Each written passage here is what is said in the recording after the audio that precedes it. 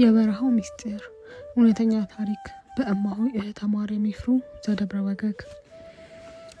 ክፍል 1። እማሆይ ሰበነ ማርያም ከ15 ቀን በፊት እንጨት ሰብረው ጫካ ውስጥ አስቀምጠውት ረስተውት ሰንብተው ዛሬ አስታወሱትና ለማምጣት ገመዳቸውን ይዘው ጸሎታቸውን እያነበቡ ወደ ጫካ ሄዱ። እንጨቱ ጋር ደርሰው ሊጨማምሩበት ሌላ በመሰባበር ላይ እንዳሉ ድንገት አንድ የሚያሳዝን የዜማ ድምጽ ሰምተው ዞር ብለው ሲያዩ አንዲት እድሜዋ ከ16 የማይዘል ወጣት በጣም በተዳከመ አካሄድ አቀርቅራ ተዘግማለች። እማሆይ ደነገጡ። ይቺ አንድ ፍሬ ልጅ እዚህ በረሃ ምን አመጣት? ወዴትስ ነው የምትሄደው? ይህ ሁሉ በረሃ ከማን ጋር መጣች? ይችን የመሰለች ቀንበጥ ይሄ ለጎበዝ ተጓዥ ቀኑ ሙሉ የሚያስኬደው እሷ እንዴት ዘልቀው ነው በዚህ ሰዓት እዚህ መገኘቷ ብለው እየተገረሙ መኖራቸውን ለማሳወቅ አሉ። አልሰማቻቸውም።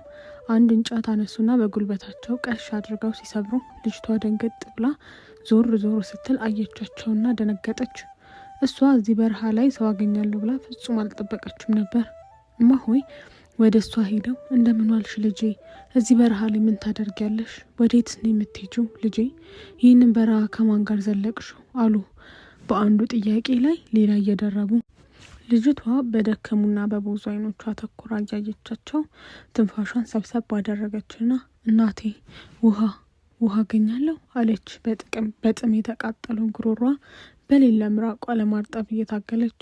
አሁን እዛች ጋር ምንጭ አለች፣ እቃ ባይገኝም በእጅሽ ትጎነጫለሽ ብለው ወደ ምንጩ ወሰዷት። ልጅቷን በርከክ ብላ እጇን ደቅና የሚበቃትን ያህል ጠጣችና እፎይ ተመስገን ብላ በጀርባዋ ዣ ብላ ከምንጩ ዳር ካለው ለምለም ሳለ ተኛች። አይኖቿን ለትንሽ ደቂቃዎች ክደን አደረገቻቸው። እማሆይ መለስ እስኪልላት ብለው ዝም አሏት። ቆይታ ቀናለችና እናቴ በዛች በተጠራቀመ ውሃ ሰውነቴ ልታጠብ እንዲያበረታኝ አለች። እሳቸውም ድካም ይውጣልሽ ብዬ እንጂ እያሰብኩ ነበር፣ ታጠቢ ልጄ አሉና አፍረት እንዳይሰማት ፊታቸው መለስ አደረጉ። ተነስታ ለመታጠብ ልብሳን ለመውለቅ ጥቂት ታገለች። ሰውነቷ አዝሏልና አቃታት። እናቴ እባክዎ ይርዱኝ ስትላቸው ፊታቸው መለስ አድርገው ልጄ ታፍሪኛለሽ ብዬ እንጂ ላጥብሽ ፈልጌ ነበር ካልሽ ጥሩ ብለው የጓጉለ ሰውነቷን እሽት አድርገው እያጠቧት፣ ወይ ጉድ! ይቺን የመሰለሽ ለግላጋ ወጣት ምን ሆና ምን ቸግሯት ከማን ተጣልታ ይሆን እንዲህ ብቻዋን እዚህ በረሃ ላይ የምትንገላታው? እንደው እናት አባት ይኖራት ይሆን እያሉ በሀሳባቸው እየዋለሉ ሲያጥቧት ቆዩና ራሷን ብትታጠብ ብለው በማሰብ ልጄ ሻሽን ፍቹና ጸጉርሽን ውሃ ይንካው፣ እውነትሽ ቀዝቀዝ ይላል አሉ። ሳሙና ባይኖርም ውሃው ብቻ ያበላ የራስ ሰውነቷን በረድ ያደርጋል ብለው በማሰብ ሻሿን ስትፈታ አገዟት። አቧራ የጠገበው ሻሽ ሲፈታ ሀር መሰሉ ጸጉሯ ወርዶ ትከሻዋን አለበሰው። እማሆይ መደነቃቸው ጨምሮ ወይ ጉድ! ይችን የመሰለች ጌታ ልጅ እዚህ በረሃ ምን አመጣት አሉ በልባቸው። ልጅቷ ታጥባ ስትወጣ የሁሉ ድካሟ ከላይዋ ወድቆ ብርታት አገኘች። ከነጠላ ቀዳ የጠመጠመችው እግሯን እማሆይ ያስተዋሉት የመጠስጠስ ስሜቱ ህመም ስለፈጠረባት ነው። አሁን መነካካት አያስፈልግም፣ ኋላ ቤት በሞቀ ውሃ አርሶ ይላቀቃል። በይ ልጄ ከ15 ቀን በፊት የሰበሰብኩት እንጨት ዛሬ አስታወሰኝ፣ ያንቺ ጌታ ነው፣ ቀስ እያልሽ እንሂድ ብለው በትር ቆርጠው ሰጧት። ቀስ እያሉ እያረፉ ቤታቸው ደረሱ። እማሆይ ውሃ በጨዋ ሙቀው እግሯን ዘብዝፈው በደም ተለውሶ እላዩዋ የደረቀውን ጨርቅ አላቀው ቁስሏን በሞራ ተኩሰው ደልደል ያለ የሳር መኝታ አዘጋጅተው አረፋለች። ከእንቅልፏ የነቃችው ፀሐይ ከወጣች በኋላ ነበር።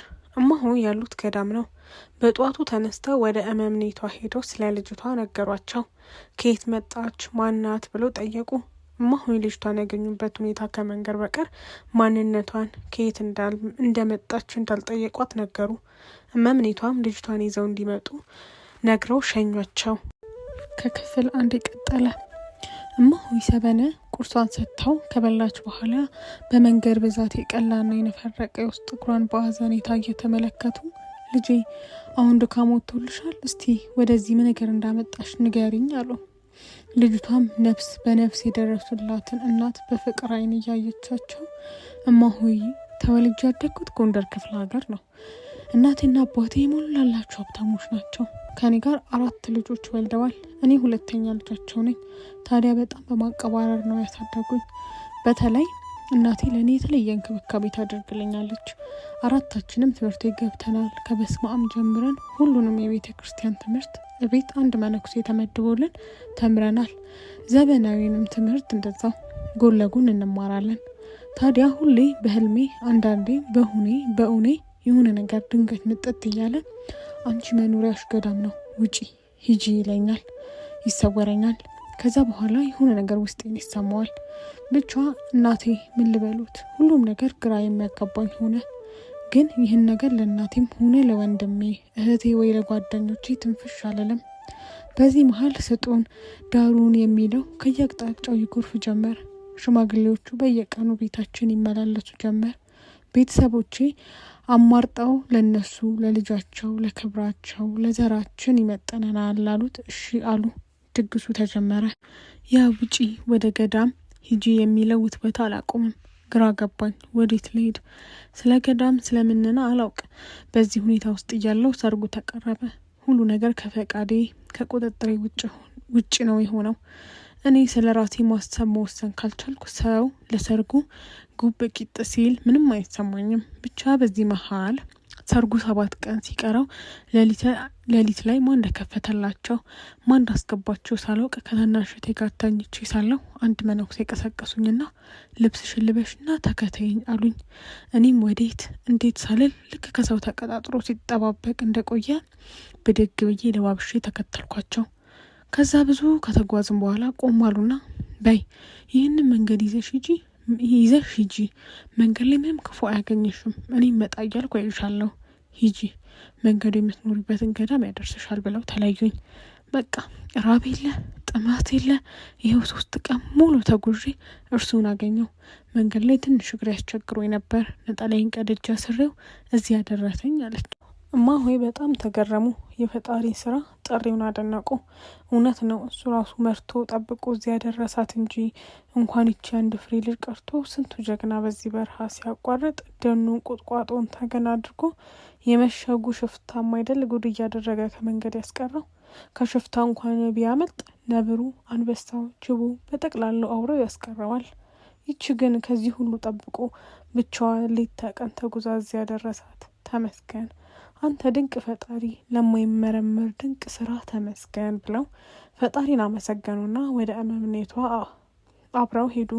ሁሉን ነገረቻቸው። እመምኔቷም የፈጣሪ ስራ ድንቀው ማህበሩ በአንድነት እስኪቀበላት ድረስ እማሆይ ጋር ሆና ስለ ገዳሙ የምንና ህይወት እንድታጠና ገዳሙንም ባላት እንድታገለግል ፈቀዱላትና ከዛሬ ጀምሮ መጠሪያሽ ስምሽ መባጽዮን ይሁን ብለው ሸኟት።